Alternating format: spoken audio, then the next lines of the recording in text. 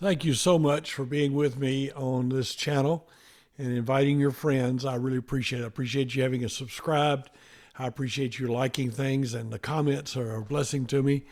And Lord willing, we'll slowly grow this channel. I was just thinking about what it was like arriving on the mission field. You're not going to believe this, but I had no idea how to say one word. And I lived terrified. I remember the first time a man came to my door to deliver us a bill, and I had to sign his little notebook that he had given me the electric bill or something. And he was talking up a storm, and I just looked at him. I was like, man, I don't understand a word you're saying. Blah, blah, blah, blah, blah. And I said, hey, I'm sorry, I don't get it. And finally, he just shoved a clipboard in my face and pointed at it and made a symbol for signing. And I looked down and I said, okay. So I wrote my name, and he handed me a piece of paper and he left. I couldn't tell what it said. What it said was they're going to cancel my electricity because the bill hadn't been paid. That was on, again, I didn't know what I was doing. I'm telling you, I used to go to the market, and when it was time to pay for things, I couldn't understand.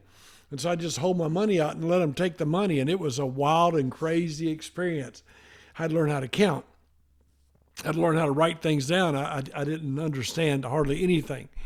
Now, things would be totally different today for you because of all the modern applications that we have, the apps on our phones or so on.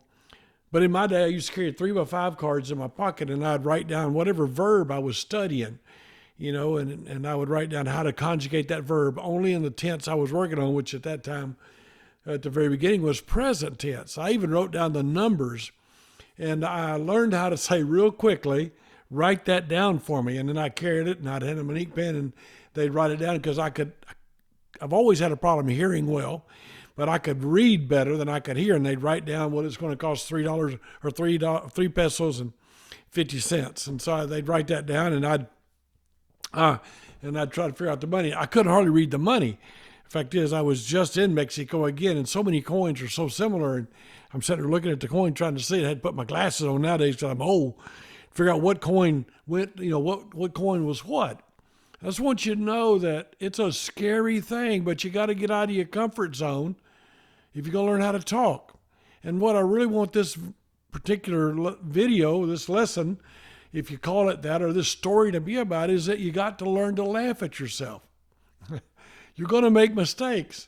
You're going to say the dumbest stuff. I've already told you how I walked into an innocent young Mexican lady and told her on the very first day I was in the country, I want to hit you now. I mean, I want to pay you, but I don't know how to say it. I told you already, I think about how Betty, we got home, and the lady that took care of David was there, and her and David had spent the day together, and Betty wanted the key. That morning she'd let her have the key so she could do something. And so Betty went to her and asked her, she said, give me the egg. She thought she was saying key, and the lady kept looking at her like, what are you talking about? And finally Betty came upstairs and said, this is what I said. And I said, no, you said the wrong word. And people are going to laugh. So you got to learn to laugh at yourself. So risk yourself. Just learn to get along with people and have fun. If you won't take yourself so seriously, they'll help you more. See, people help needy people. And arrogant Americans, excuse me, but I'm American, but we tend to be like, I don't need nobody. I can do this on my own. American isn't saying, I can, I don't need you. Oh, come on, you do. And so if you'll just look at that national person and say, hey, help me, I'm trying to learn Spanish. You'll be shocked. Help me, I'm trying to learn Chinese. I have a friend in China, and we didn't know each other at all. And you know what? He learned Chinese the way I learned Spanish. And Chinese is a lot harder. And but he just went in and talked to people. And fact is, he used to go in and said, you have shoes in my size. Do you have a shirt in my size? He's a large guy and American. And so they didn't have it. And people laughed and chuckled, but he learned. He reads the Bible in characters. He can study his Bible in Chinese, in the characters. And he learned it. He never even went to real language school, which I think would have been better if he went to language school, but he did so well with it. So all I want to say to you is if you'll learn to enjoy, learn to relax, learn to laugh at yourself, you'll get so much further down the road learning a language. It's really about you being willing to be friendly, likable. Don't be mean. Don't be arrogant. I was in Peru one day, and I was in a store, and I was just chewing the fat with these people. And they didn't know me, and I didn't know them. And finally, one of them looked at me and said, "Are you Russian?" And I said, "No, no, no, I'm not Russian. You know, why would you think I'm Russian? Are you German?" I said, "No." They said, "What are you?" I said, "I'm from America. I'm an American." And she looked at me and said, "No, you can't be, because they're so rude. They're so rude. And you're very nice." Isn't that the shame? The reputation we've kind of built up?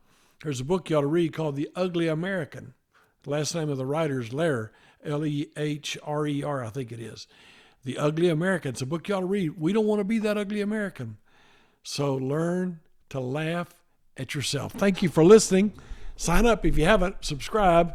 Share the channel. Give us a like. God bless you very much.